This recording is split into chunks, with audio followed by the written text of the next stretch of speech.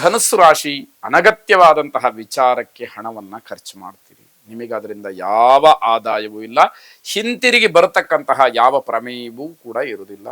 ಬೇಡದೇ ಇರತಕ್ಕಂತಹ ಕೆಲಸಗಳಿಗೆ, ಬೇಡದೇ ಇರತಕ್ಕಂತಹ ವ್ಯಕ್ತಿಗಳಿಗೆ ಹಣವನ್ನ ಖರ್ಚು ಮಾಡಿ ಏನೋ ಒಟ್ಟಾರೆ ಸಂತೋಷವನ್ನ ಪಡ್ತೀರಿ ಅಂತಕ್ಕಂಥದ್ದು. ಸರಿಯಾದಂತಹ ವಿಚಾರ ಮಾಡದಂತಹ ಕೆಲಸಗಳು ಪೂರ್ತಿ ವ್ಯರ್ಥವಾಗಿಬಿಡುತ್ತೆ.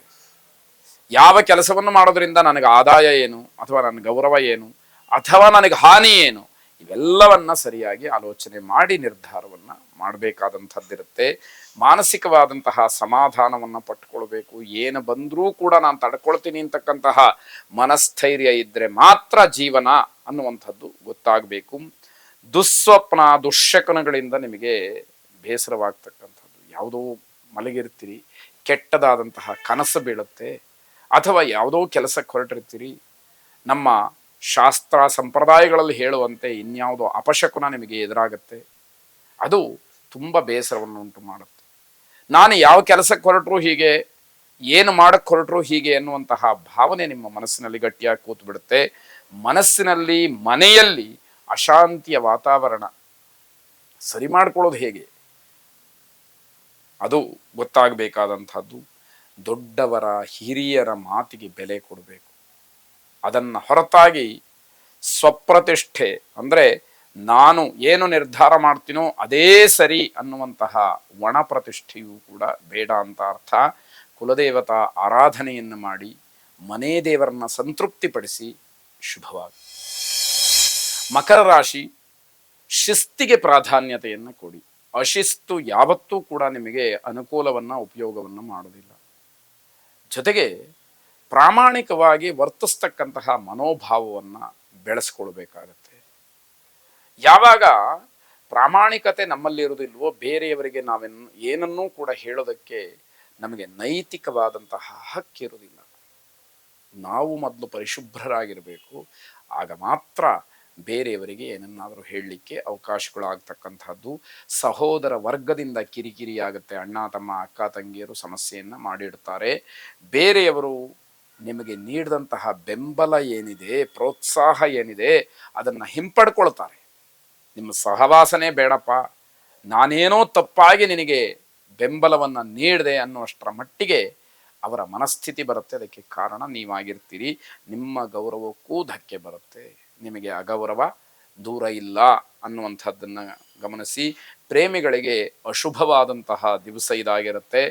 ಗೋಸೇವೆಯನ್ನು ಮಾಡೋದ್ರಿಂದ ಒಂದಷ್ಟರ ಮಟ್ಟಿಗೆ ಪಾಪ ದೂರವಾಗಿ ಪುಣ್ಯ ಸಂಚಯವಾಗಬಹುದು ಅಂತಕ್ಕಂಥದ್ದು ಶುಭವಾದ.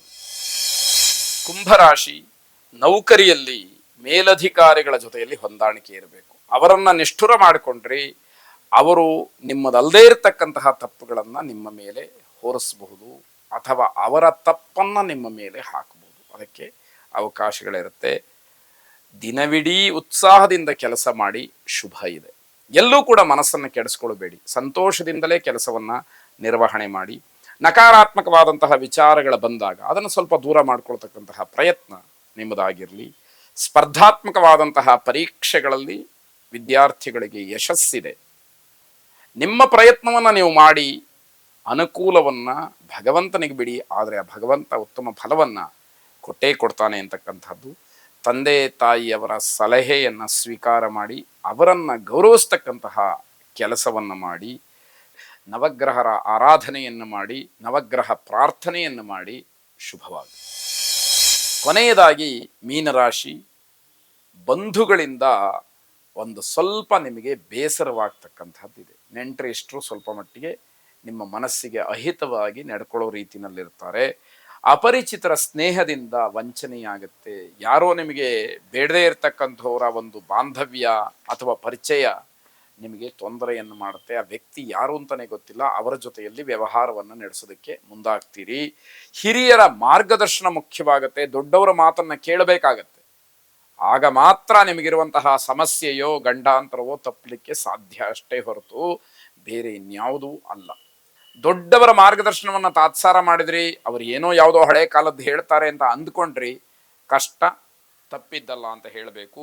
ಕಾನೂನಾತ್ಮಕವಾದಂತಹ ಹೋರಾಟ ಅನಿವಾರ್ಯವಾಗುತ್ತೆ. ಕಾನೂನಿದೆ, ನಾನು ಹೋರಾಡ್ತೀನಿ ಅಂತ ಹೇಳಿ ಅನ್ಕೊಳ್ಳೋದು ಮುಖ್ಯ ಅಲ್ಲ, ಅದು ದೊಡ್ಡ ವಿಷಯ ಅಲ್ಲ. ಆದರೆ ಮಾನಸಿಕವಾಗಿ ಎಷ್ಟು ಹಿಂಸೆ ಆಗತ್ತೆ ಅನ್ನುವಂಥದ್ದನ್ನ ಅದು ಅನುಭವಿಸಿದವರಿಗೆ ಗೊತ್ತು. ಬೇರೆಯವರಿಗೆ ಅದು ಅರ್ಥ ಆಗದೇ ಇರತಕ್ಕಂಥದ್ದು. ನೀವು ಅಂದ್ಕೊಂಡಂತಹ ಕೆಲಸ ಪರಿಪೂರ್ಣ ಆಗೋದಿಲ್ಲ, ಅದು ಕೂಡ ಬೇಸರವನ್ನು ತರತಕ್ಕಂಥದ್ದು. ಹೀಗೆ ಒಂದರ ಮೇಲೊಂದು ಸಮಸ್ಯೆಗಳನ್ನೇ ಎದುರಿಸಬೇಕಾದಂತಹ ದಿವಸವಾಗತ್ತೆ. ಹಣದ ವಿಚಾರದಲ್ಲೂ ಸ್ವಲ್ಪ ವಾದ ವಿವಾದಗಳು ನಡೆಯುತ್ತೆ. ಬೇರೆಯವರು ಕೊಟ್ಟಂತಹ ಲೆಕ್ಕಕ್ಕಾಗ್ಲಿ, ಬೇರೆಯವರು ಕೊಟ್ಟಂತಹ ಹಣಕ್ಕಾಗ್ಲಿ ನೀವು ಪರಿಪೂರ್ಣವಾಗಿ ಒಪ್ಪಿಕೊಳ್ತಕ್ಕಂತಹ ಜಾಯಮಾನ ಮನಸ್ಥಿತಿ ನಿಮ್ಮದಾಗಿರುವುದಿಲ್ಲ. ಆಗ ವಾದವನ್ನು ಮಾಡ್ತೀರಿ. ಆ ಸಮಯಕ್ಕೆ ಆ ಕೆಲಸ ಆಯಿತು ಅನ್ನುವಂತಹ ಭಾವನೆ ನಿಮಗೆ ಬರದೇ ಇರತಕ್ಕಂಥದ್ದಾಗತ್ತೆ. ಶಕ್ತಿ ದೇವತಾ ಪ್ರಾರ್ಥನೆಯನ್ನ ಮಾಡಿ. ಶುಭವಾಗಿ.